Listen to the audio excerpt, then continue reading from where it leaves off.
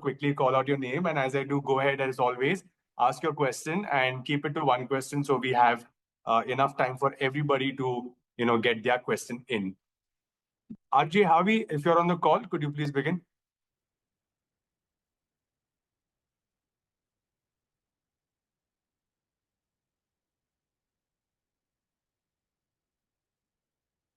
Girish, you can go ahead in the meanwhile.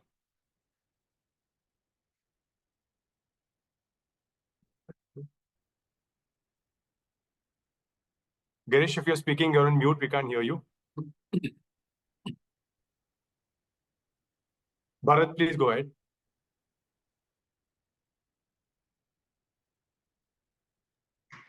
Yeah, can you hear me? Yes.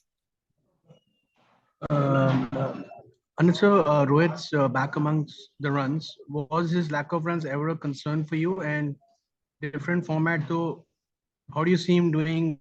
How do you see him doing in England? Bharat, good evening. I don't think there was any concern with regard to Rohit's lack of runs, but I think his sort of timing and the way he was hitting the ball was always very sweet, even if it was very brief early on in the tournament. It was just a matter of time. And I think the last innings that he played against CSK, you could sense that right from ball one, although he's in a hurry in the power play, he's looking to sort of take on the bowlers. His body language wasn't really in a hurry. That I think is the calmness that you associate Rohit with when he's at the crease and when he's in really good form. And even when I think first couple of balls when I was watching it, I could sense that today's the day where he's going to really score big. And what was really important, not just from Mumbai Indians' perspective, but also from Rohit's perspective, was that he was there till the end and ensured that he just remained not out. I think that really augurs well for Rohit and also, more importantly, Mumbai Indians. Akshay? And the England series, please, if you want to add something. I'll just... Yeah, thank you. Akshay? I just wanted to ask you, as in, can you put a finger on why RCB are struggling at home? As someone who has led the franchise in the past, what's the most difficult thing about, bowling at the Chinnaswamy Stadium? I don't think there's anything. Bowling at Chinnaswamy Stadium, I don't think there was any issue with me bowling at Chinnaswamy Stadium. So I don't know about the rest of the bowlers, but I grew up there and played all my cricket there, so really enjoyed bowling at the Chinnaswamy Stadium. I guess it's just adapting to the conditions. People think that when you're playing at the Chinnaswamy Stadium, it's going to be a flat track. You need 250, with the kind of impact players now and with the kind of batting that these young batters are doing, you feel as though you need whatever you score is not enough. So when you're batting first, it becomes a bit of a challenge. What's a good score? But again, you need to assess the conditions. Maybe that's something that RCB haven't done really well. And the added fact that, I feel for RCB, especially when they're batting first, Virat becomes a very, very key player for them because all the batters around him look to really attack from ball one. Their only mantra is that. Whereas I think Devdutt Padikkal and Virat Kohli, those two are the key to lay a solid foundation. And I was a bit surprised, especially when RCB played Punjab. I know it was a shortened game, that they didn't pick Devdutt Padikkal because I felt that he was a missing key there for that game. But it's just a matter of time. I don't think it's just a matter of how you assess the conditions and how you bat. I mean, tomorrow's game could be on a flat deck, who knows? But you need to assess that before you start dictating in case you do bat first. So they won last year, so there's no different. It's no different this year. It's not that every game that they've played at Chinnaswamy they've lost. Niharika?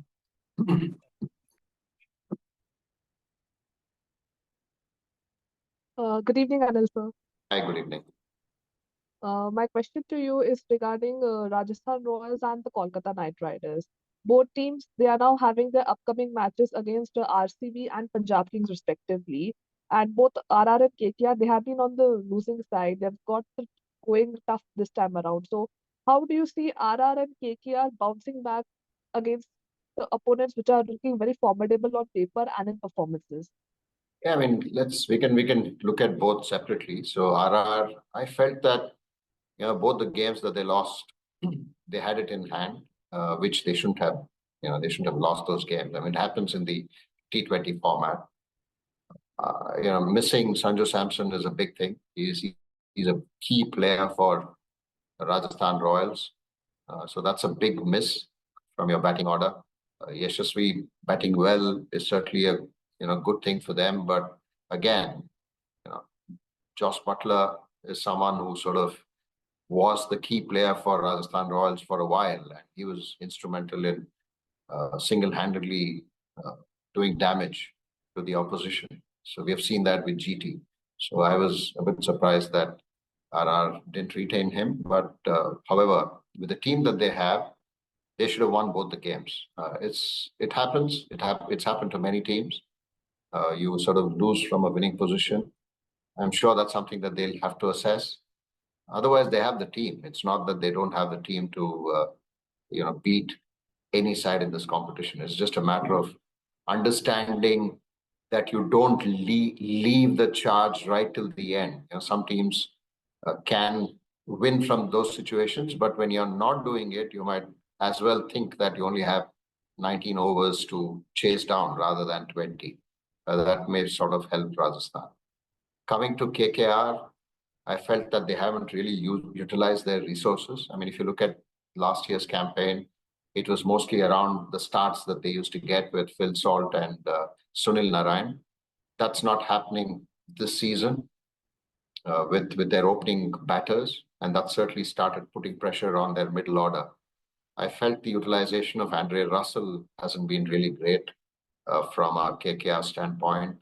I think Russell should bat higher. He should certainly get more opportunities.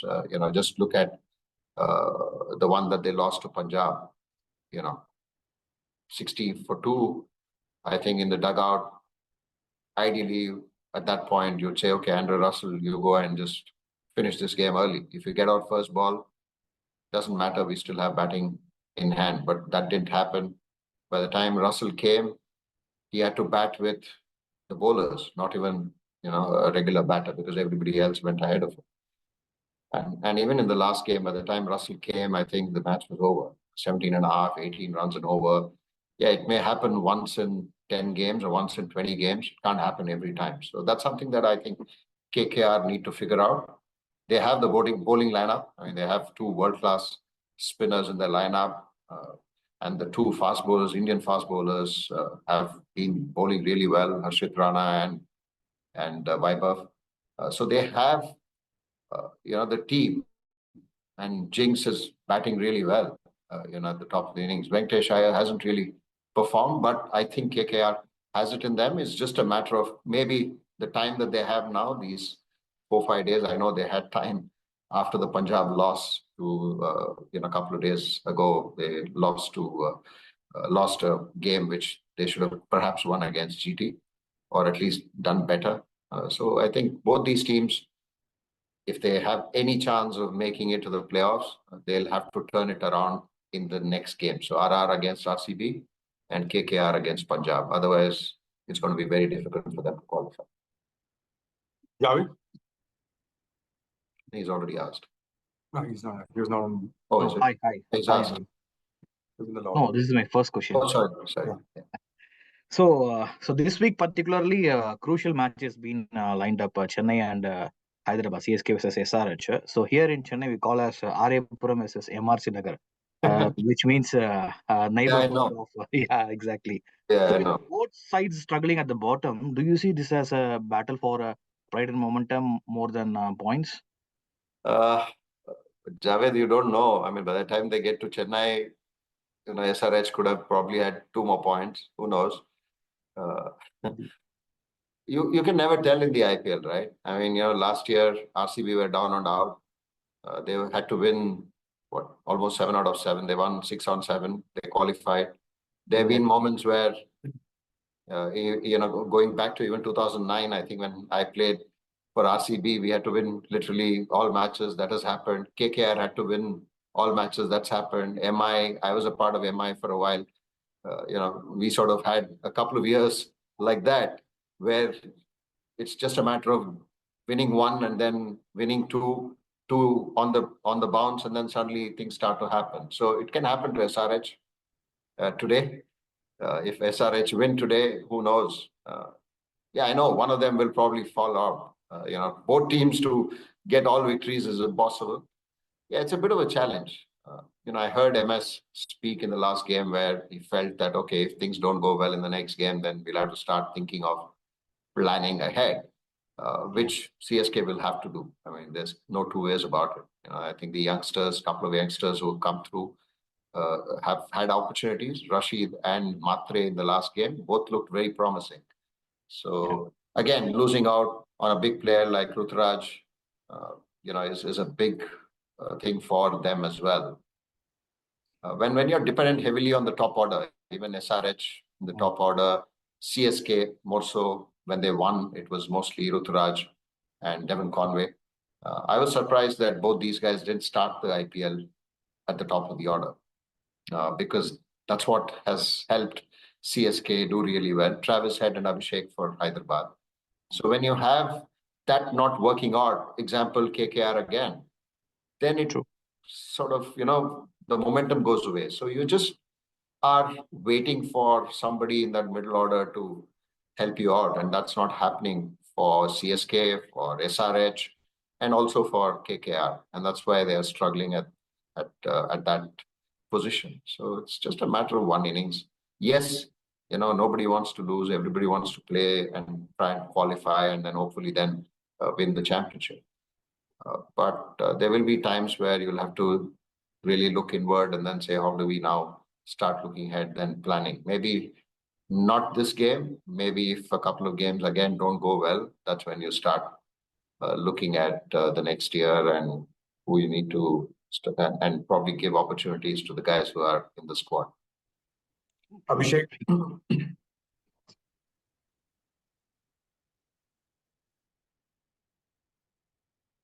Abhishek, just unmute yourself before you speak.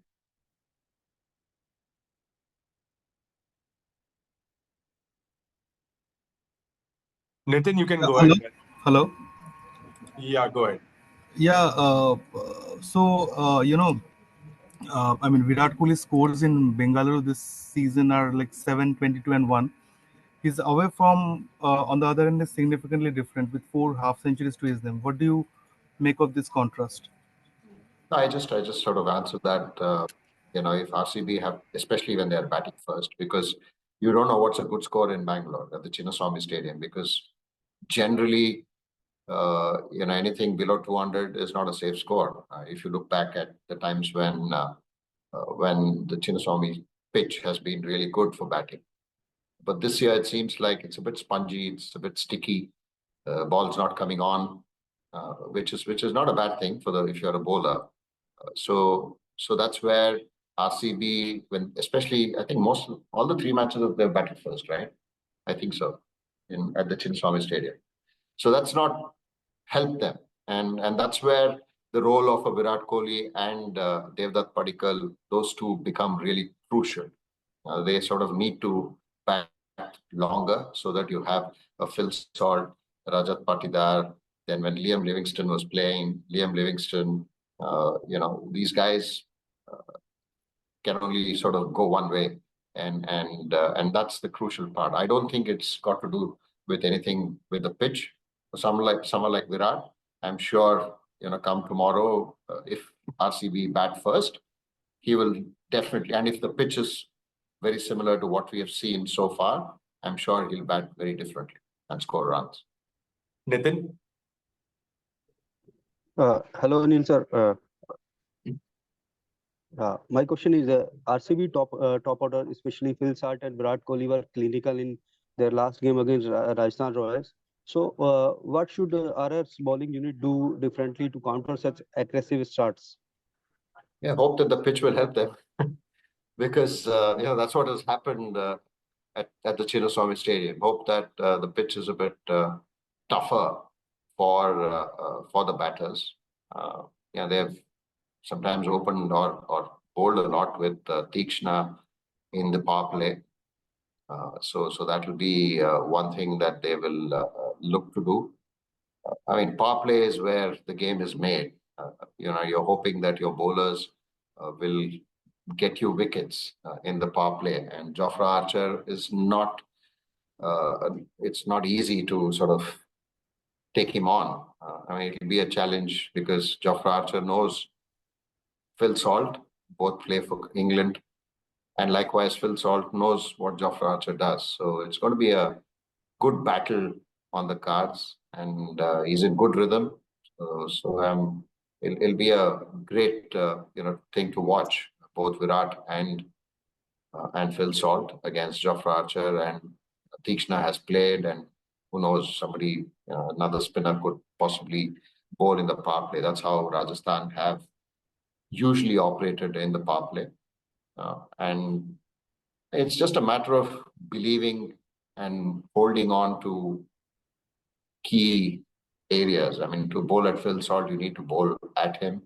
If you start thinking that every ball you're going to vary your pace and vary your lines, then it is only playing into his hands if it's a good pitch. So I guess you'll have to assess and then just try and hold RCB longer in that power play, not really give them runs. I mean, yesterday was a classic example how Delhi Capitals came up with a good strategy to hold LSG, although they didn't get a wicket in the first 6 overs, but it was not like how Mitch Marsh and Aidan Markram on other occasions, they have literally taken the game away from the opposition in those five, 6 overs.